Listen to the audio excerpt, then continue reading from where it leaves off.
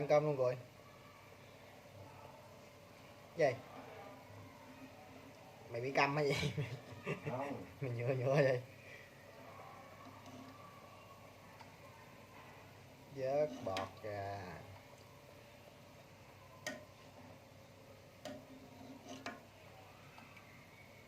Nêm thử coi.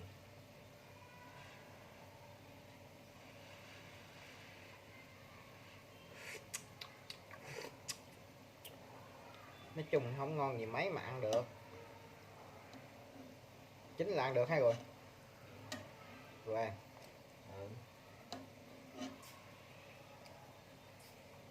Bỏ lá giang vô nè.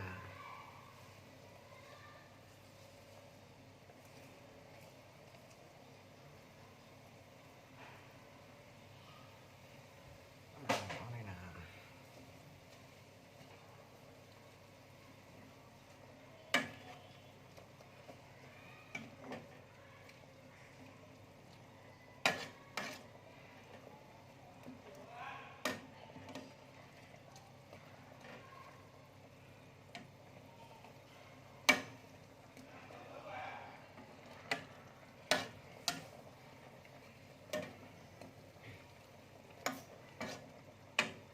Nêm lại thử coi nó ngon không nè.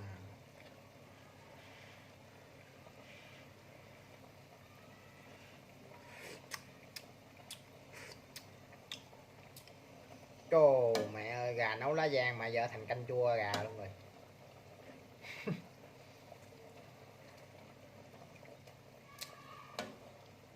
Có ai ăn gà nấu lá giang không? Mai mốt mình nấu cho ăn nha. Xong. Lụm. Lấm binh xách. Cái muỗng.